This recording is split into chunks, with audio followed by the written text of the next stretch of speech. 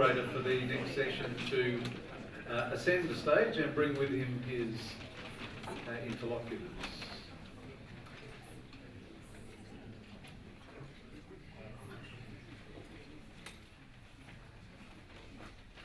Thank you, Ian. Could I welcome Tim Lindsay and also Mr. Peter Jennings and Ibu Fifi Shafia as well to the stage. It came up a little bit in the discussions in the last session, some of the differences and some of the other pressures that might be shaping the relationship and having an impact on the strategic and international aspects. And that's the focus of this next session as we examine the intermestic, one of these smashed together words that highlights really how joined up some of the previously thought of ideas of international relations and also domestic politics as two different spheres. So without any more ado and protocol, if I could invite Professor Tim Lindsay to speak to the topic, particularly with the focuses on our recent elections, political Islam, and the question of strangers and friends. Thank you.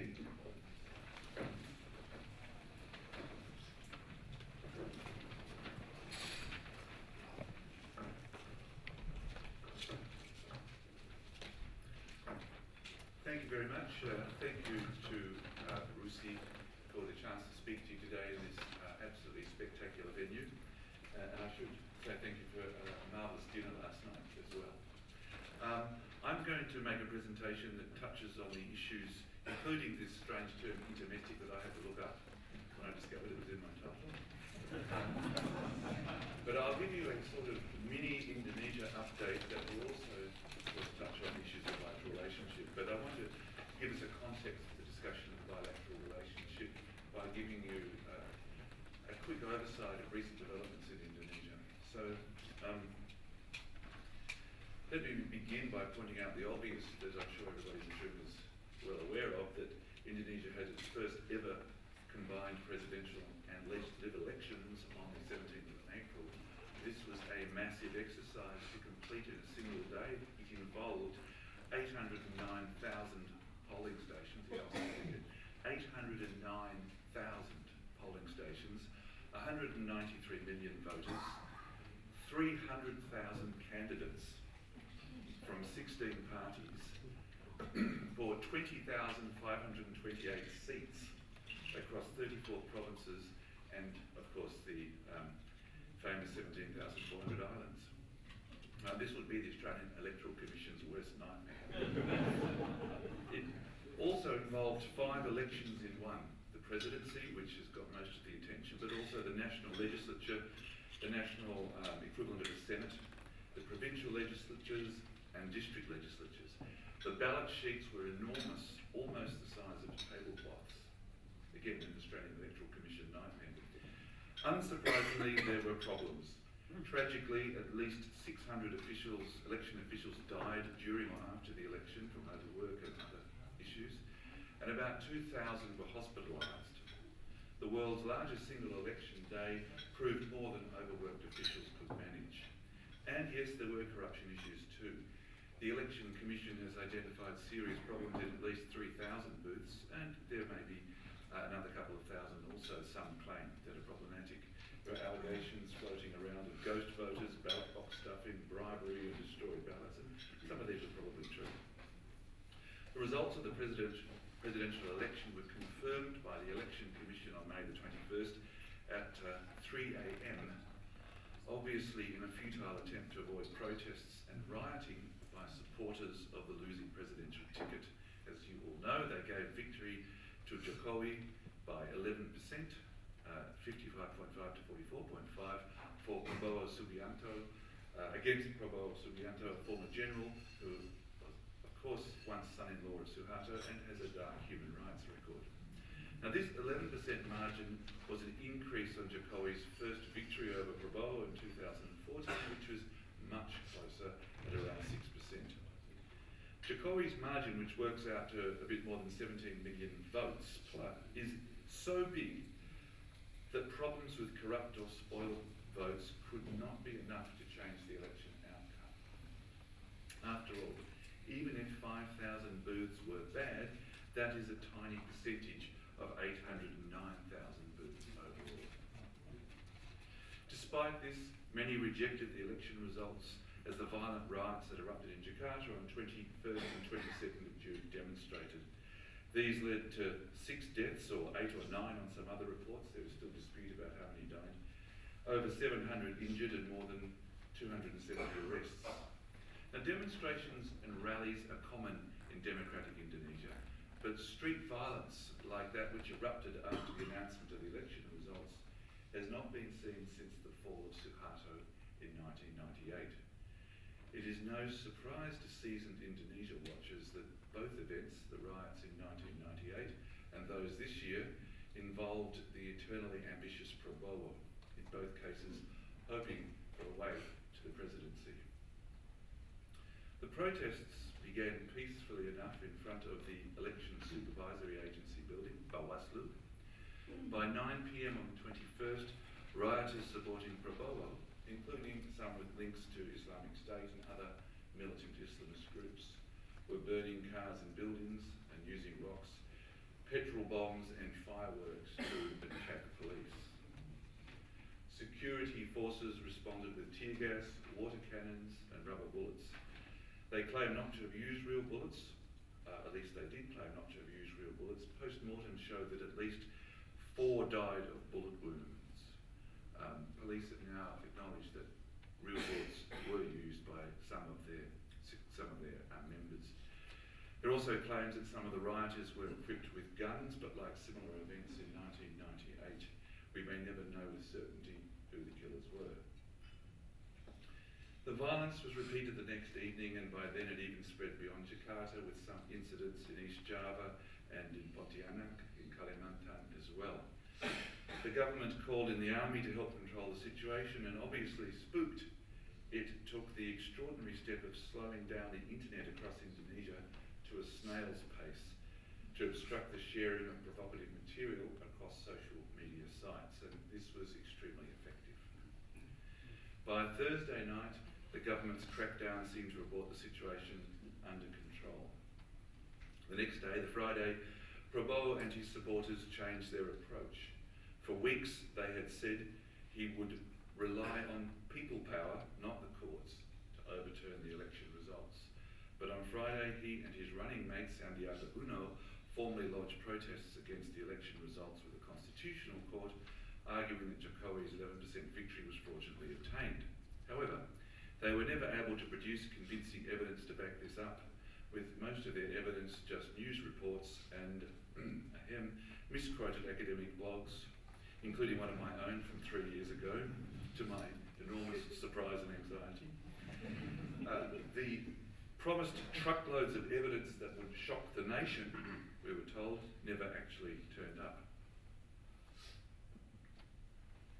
On 28th of June, the 9 judges of the Constitutional Court read out their comprehensive and detailed judgment in a unanimous judgment in a marathon hearing that lasted 9 hours. It was no surprise to anybody who had watched the court hearings that they entirely rejected all of Prabowo and Sandiaga's claims and accepted the Election Commission announcement in full, thus confirming Jokowi's second 5-year term. In fact, well before this decision and even before the Electoral Commission announcement, Jokowi's position was very strong. It was clear, even during the campaign, that most of the government, police and army, and most importantly, most of the political elite had closed ranks behind him. I don't say all, but I do say most in those agencies. Many members of the elite do not particularly like Jokowi, a provincial politician who made a spectacular leap to the presidency 5 years ago, but remains still somewhat of an outsider. However, Jokowi did have the huge advantage of incumbency. Leaders of the bureaucracy and security forces owe their positions, power and wealth to his administration. They feared being replaced in the purge of senior positions that would likely have followed if Prabowo had somehow taken over. They see the Islamist groups backing Prabowo as a direct threat to their positions in power. For these reasons, there are allegations that some government officials even campaigned covertly within the bureaucracy for members of their ministries and directorates and so forth to back Jokowi. However, this sense of solidarity in the administration behind Jokowi and his strong victory, 11% now confirmed, does not mean that his second and constitutionally final 5-year term will be smooth sailing. In the end, the riots were halted by security forces and did not start again, as some feared they would, after the Constitutional Court formally ended Prabowo's hopes. But that the riots happened at all is significant in itself. As I say, they are the most damaging, the largest riots of their kind to occur in Jakarta streets since the fall of Suharto in 1998. And they are the products of tensions, in part at least, over the place of Islam in Indonesian life. They represent what is now a deep cleavage in Indonesian politics. Indonesia has been polarised by this election, a process that in fact began well before the elections. To explain how all this happened, we have to go back to 2017 and the major political crisis of Jokowi's first term.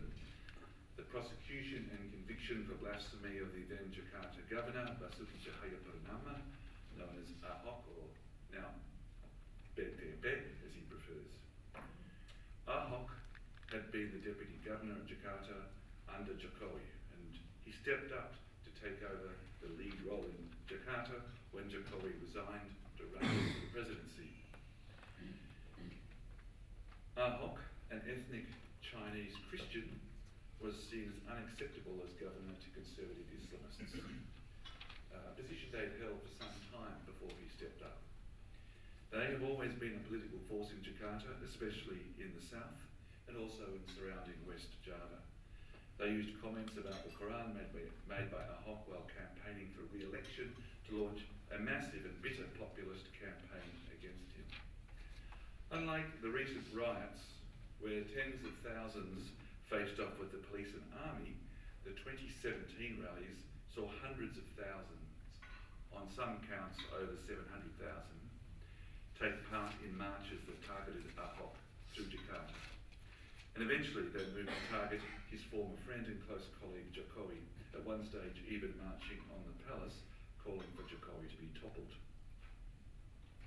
After Ahok became the first Indonesian politician to be jailed for blasphemy, some of the Muslim organisations that had formed the 212 Action to Defend Islam to tear Ahok down now reformed as the 212 Alumni and began aggressively targeting Jokowi.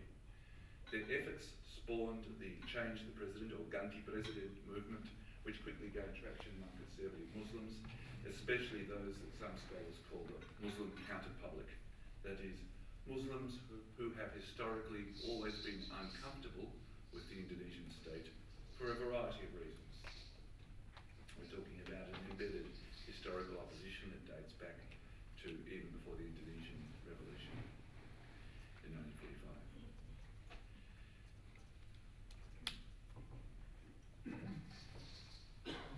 In response to this opposition movement, Jokowi has taken tough measures, including giving himself new powers to ban civil society groups without the need for judicial review, as had been required in the past.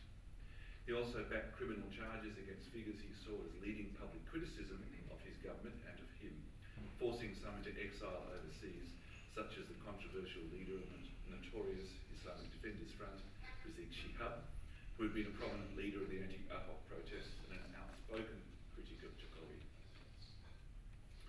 As a result, in the elections that have just been completed, disgruntled Islamist conservatives and hardliners who loathed Jokowi lined up behind Prabowo, the only alternative candidate.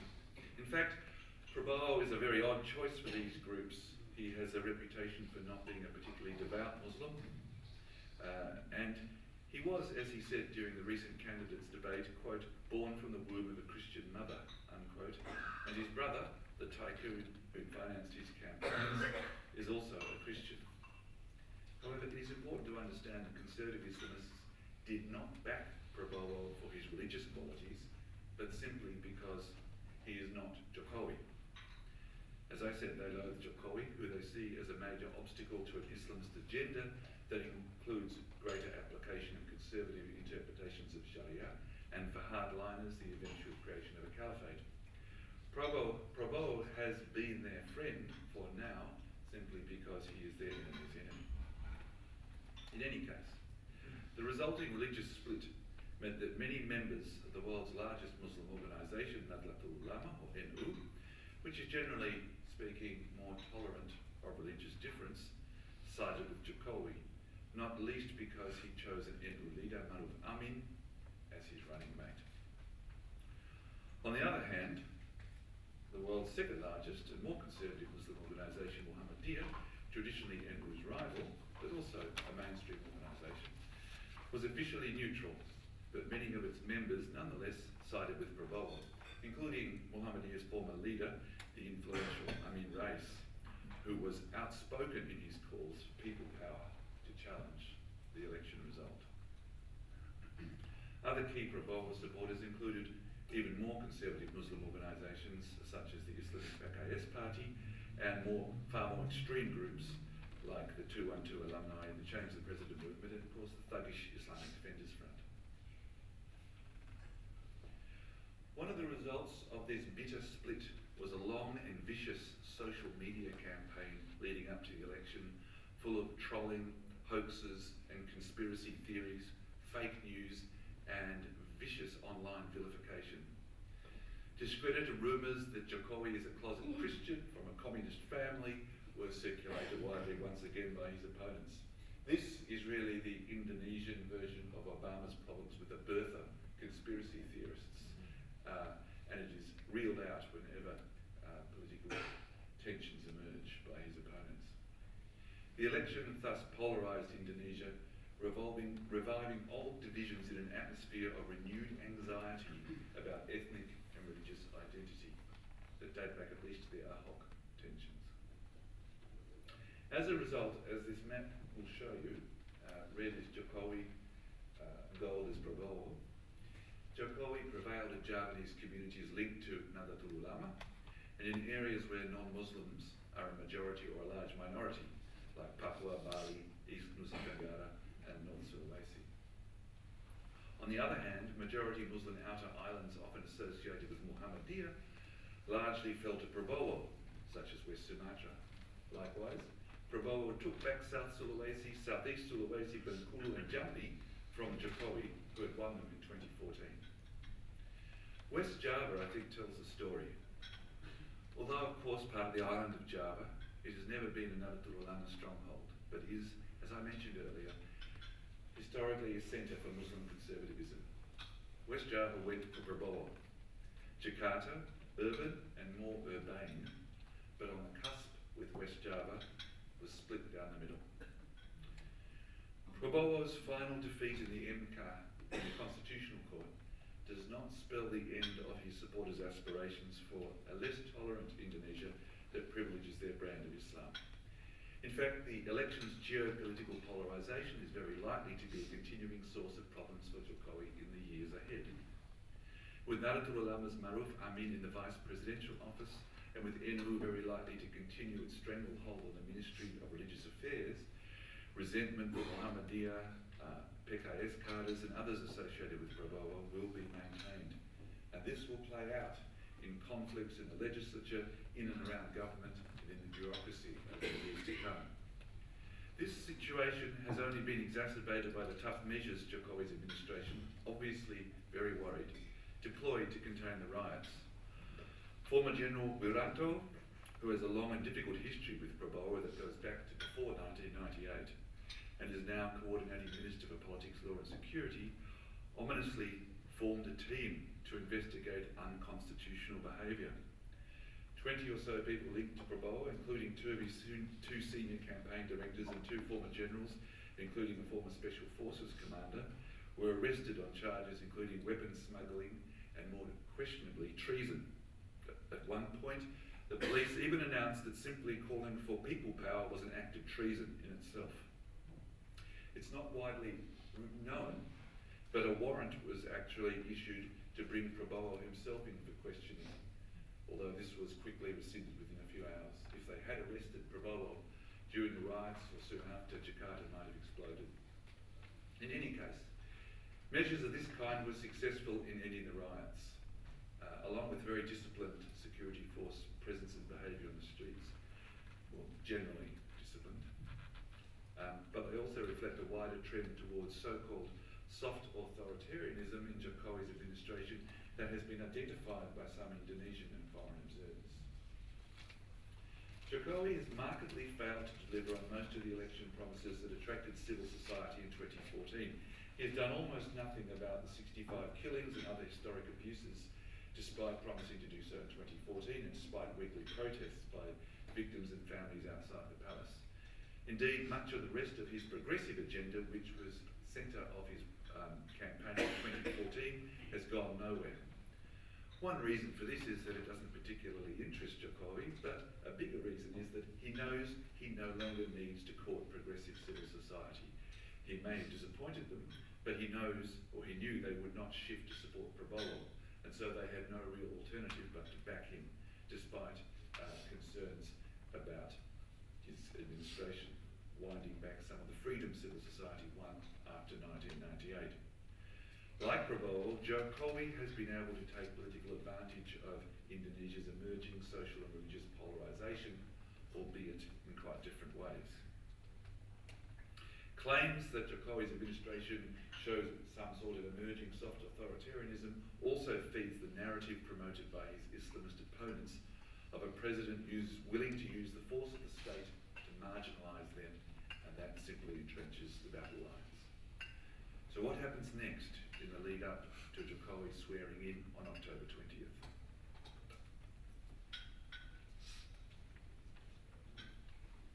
Jokowi is a fundamentally pragmatic politician who values stability and cohesion above most other things. At the moment, cohesion is clearly lacking. After all, close to half of Indonesians did vote for Prabowo and Sandi. Jokowi's instinct would now be to buy in the Muslim right and some of Prabowo's core supporters, probably by offering them positions in the incoming administration or at least access to resources, concessions and so forth. Let me explain how this can happen. Indonesia has a political system that very loosely resembles America's in that the president appoints his cabinet from outside the legislature. So there's a great deal of flexibility in who can be chosen for cabinet. In Indonesia, ministries have often been treated as cash cows to be milked, with much competition for the so-called basah or wet ministries that have lots of funds to be taken.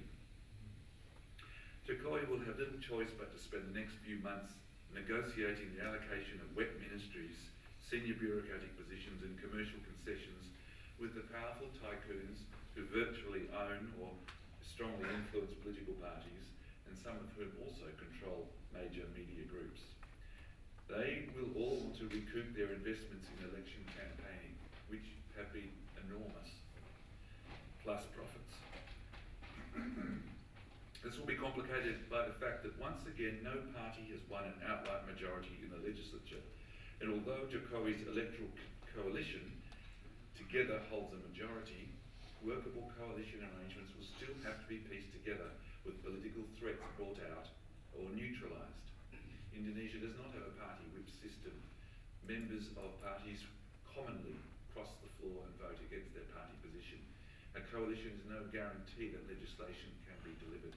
Every piece of legislation has to be negotiated.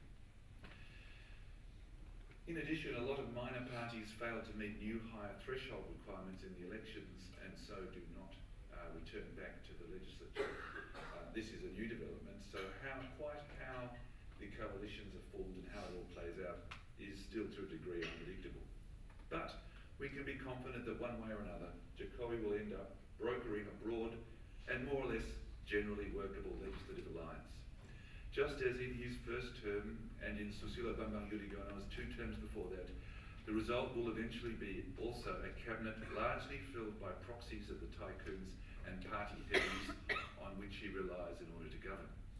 There will only be a few lonely technocrats to bear the burden of policy making. Their job may be all the harder if signals that Sri Mulyani, the talented Minister of Finance, may not be seeking reappointment are true. Who knows? We will see. We probably won't know the makeup of the cabinet until the very last minute, if precedent is any indication. Prabowo and his party, Garindra, know that the haggling has begun. In fact, they are involved in it, but they are in a difficult position.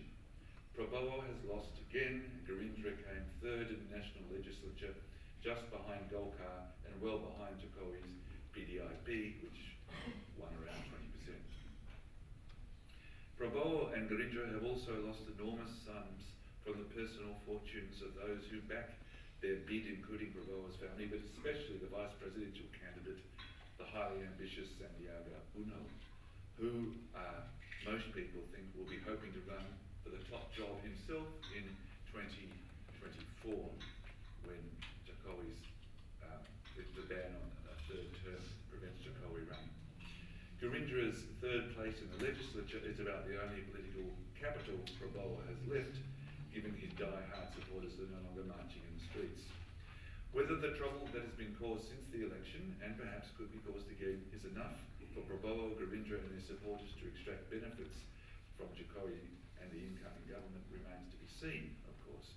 If they do, and I expect they will, Prabowo will quickly distance himself from his more rowdy supporters. And I think that's a process that has already begun. We just don't yet know what the deals are. If they don't reach some sort of arrangement, then there may be more trouble ahead. Now, what does all this mean for Australia-Indonesia relations? In the final analysis, not much. Jokowi is an inward-looking politician, as Ibu Fifi pointed out. He's interested in infrastructure, trade, pro-poor programs, but with a very limited interest in international relations. He made it very clear before he even won office in 2014 that he doesn't see the relationship with Australia as special in the way Yudhoyono did, and that is not likely to change now. And Australia has limited clout in Indonesia. Despite our proximity, we are economically missing in action in Indonesia. We are a low-ranked trading partner malingering between 12th and 16th, up and down from time to time. We famously invest more in New Zealand, Luxembourg, and most other smaller Southeast Asian nations than we do in Indonesia. In fact, our investment in Papua New Guinea is about the same as our investment in Indonesia. China, Japan, South Korea, and even some European countries have the jump on us for investment in Indonesia. The result of this is that regardless of any spin you may hear to the contrary, we are simply not an important player in Indonesia's economic or political games. And the massive cuts to our aid budget over the last decade, and in particular our aid budget for Indonesia, have left us with more limited access than we used to have in the past. Aid doesn't necessarily buy influence, but it does buy access. And I think the cuts that we've suffered have had consequences. And of course, the recently signed and impressive Australia-Indonesia Comprehensive Economic Partnership, ISEPA, is intended to change that by giving both countries much wider and easier access to each other's markets. ISEPA is an excellent and long overdue initiative, but don't hold your breath. ISEPA is still to be ratified, and for all its rhetoric of deregulation, it is clear that Indonesia is a heavily protectionist country, and it will be so for the foreseeable future, for three reasons. First, economic nationalism is deep-seated in Indonesian political consciousness and enshrined in Article 33 of the Constitution, a provision that has been enforced by the Constitutional Court several times. Secondly, oligarchs have a deep influence on economic policy making and use that to fiercely defend their own economic interests against foreign investors. Third, bureaucratic corruption continues to be a very major obstacle to economic reform at all levels, and especially at the local level where corruption is rife. So economic reforms prove very difficult to implement in the real world. Despite the fact that no party came close to winning a majority in the DPR, PDIP, Garindra, Jokowi and Prabowo's parties will be important players in the new legislature, as well as Suharto's former party Golkar. All of these are nationalist parties and all have been suspicious of foreign influence. So it is by no means certain that ISEPA will be quickly ratified.